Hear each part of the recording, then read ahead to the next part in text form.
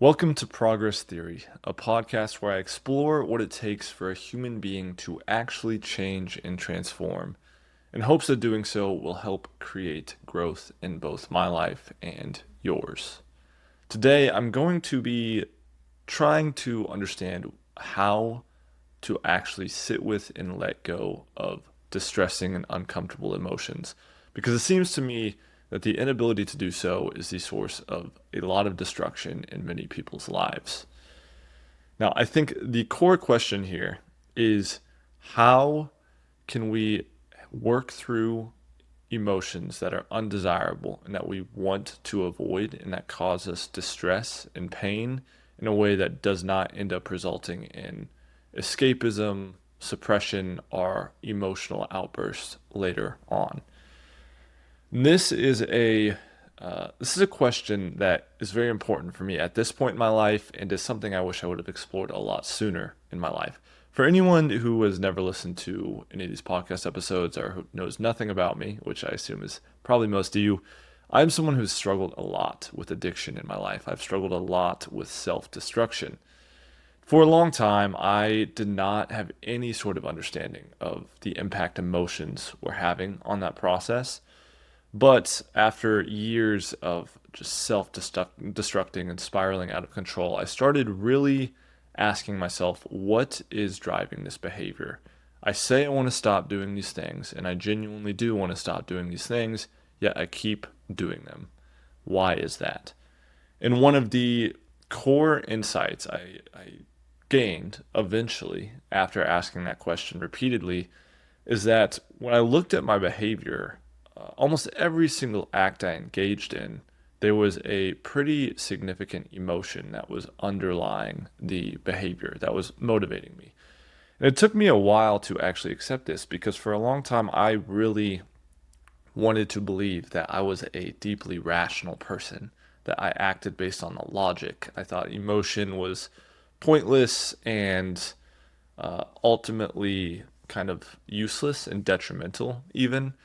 But when I really started to explore myself, I had to accept the reality that emotions were the core driver behind almost everything I did, both good and bad. And so learning to actually work with them and master them and operate in a way that allows me to handle them uh, in a positive way that does not have any sort of negative results seems huge because the failure to do so is the source of a lot of pain, and confusion, and self destruction. At least it was in my life. I think there are multiple ways people try to handle and deal with very distressing emotions, and most of them have at least somewhat of a negative effect attached to them. For a long time, the only thing I did to try to work through negative emotions was escape. And what this escape looked like in my life, and I think in a lot of people's lives, is using some sort of highly stimulating, highly pleasurable behavior in order to numb out the internal state that I was in, and in order to drown out pain or discomfort with pleasure. And it was extremely effective. In the present moment, addictive compulsive behavior is very useful as a tool for changing emotions. It allows you to avoid it. But that process creates a cycle where you avoid the emotions in a way that causes even more distress and even more negative emotions. So then once the pleasure goes away, you're in an even worse state. And the only way to effectively counter it immediately is to go back to that behavior. And thus the addictive cycle begins. And that quickly can cause immense self destruction in a person's life where they're constantly pushing off every problem they have. And those problems are just stacking up more and more and more until their life has completely fallen apart. Obviously, that is not a useful way of dealing with emotions. That is not something that is beneficial for any of us. So, once I kind of figured out that that was what was going on, I moved on to trying to intellectualize and fix my emotions.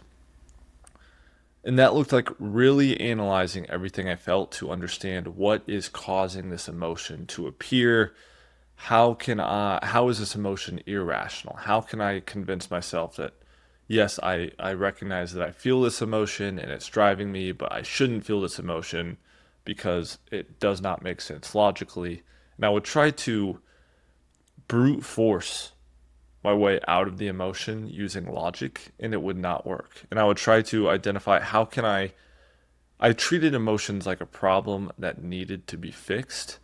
And under that process, there was still a form of avoidance at play because I still could not fathom just tolerating emotions and letting them be.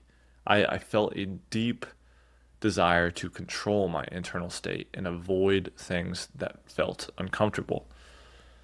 I think this does make sense. It is less destructive than escapism because intellectualizing usually does incorporate some form of actually fixing the environmental factors that are causing negative emotions to appear, but is still a form of avoidance at the end of the day and results in an inability to be okay with uncontrollable circumstances.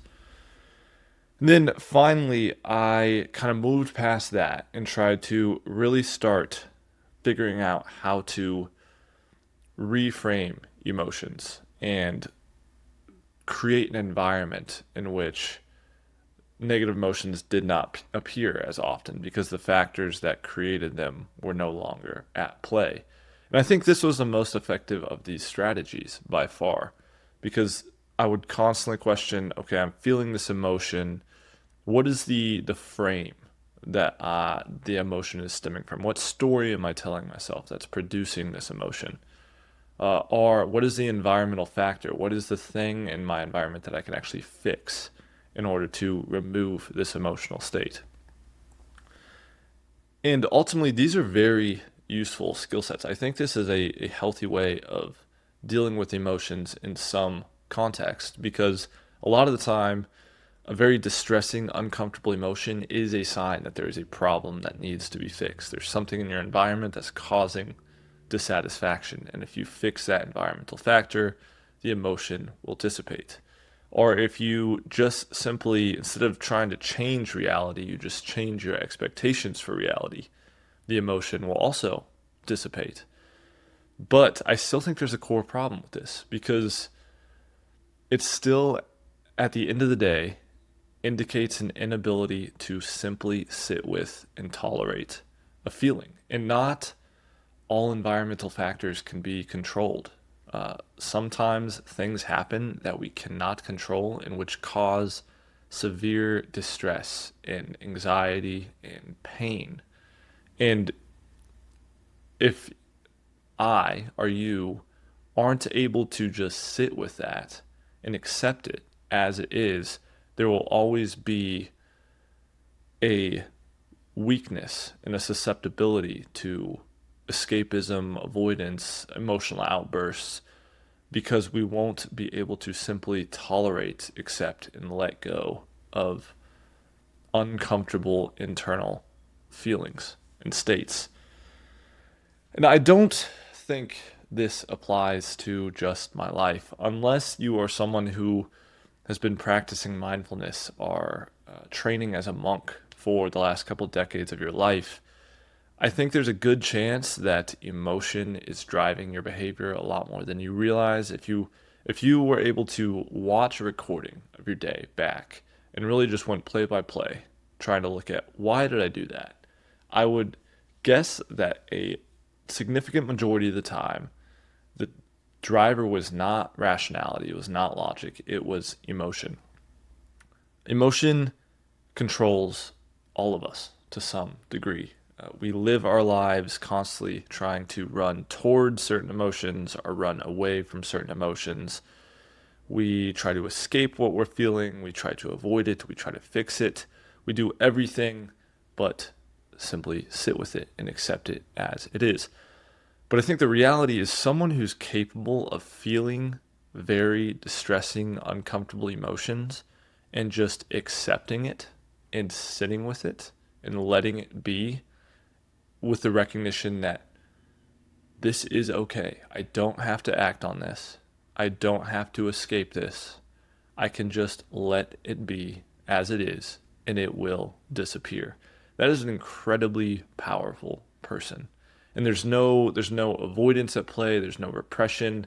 They are actually allowing themselves to feel the emotion fully and letting it pass completely. So that is the action step I am trying to incorporate in my life. I still think reframing the story, trying to understand the beliefs that are fueling the negative emotions, trying to fix the behavioral patterns and remove the environmental factors, all of those are useful things. Creating a life in which there's significantly less negative emotions is a very useful thing to do. But I want to begin very tangibly using the presence of negative emotions or distressing feelings as a trigger for this process, as a reminder to say, I'm not going to try to fix this. I'm not going to try to reframe it. I'm just going to sit with this and let it be and accept that like this is a feeling that I don't have to act on. My identity is not infused with this emotion. I can simply feel it in my body, ask myself where it is. Where is this appearing in my experience? I can just sit with it until it dissipates. In trying to incorporate this in my life, it's amazing to me how quickly it dissipates every time. Like the process of fully accepting it very quickly allows you to just let it go and it passes over you. And it is an incredibly powerful experience to have, knowing that no matter how distressing the emotion, no matter how powerful the urge, I can just accept it, sit with it, and let it pass. Uh, all that to say, I'm not super consistent at actually doing that. My default tendency still goes back to escapism or intellectualizing or fixing, but my limited experience with it so far has shown that this is very effective. I think a lot healthier approach to emotional mastery than I have been taking. And I think using negative emotions as an opportunity to practice acceptance and mindfulness and letting go is something that could create a lot of peace and internal freedom in many of our lives. And hopefully that is the case. So this has been episode 10 of the Progress Theory podcast. If you enjoyed this episode, definitely subscribe or follow to hear more episodes like this. All of them are rooted in the idea that there are universal principles behind human transformation. And if we can understand these principles, then we can systematically create far better lives for ourselves. So, if you enjoyed and you agreed with what I had to say, definitely comment or send a message. I'd love to hear it. If you disagreed with what I had to say, I'd also love to hear it. I would love to know why you think I'm wrong. And if you are someone who is in your 20s, a man in your 20s, and you are really struggling to follow through and build consistency in your life, head over to progresstheory.com to see how I can help you break through that reset process and build real lasting consistency in your life. As always, I wish you all the progress you are looking to make in your life, and I will see you next time.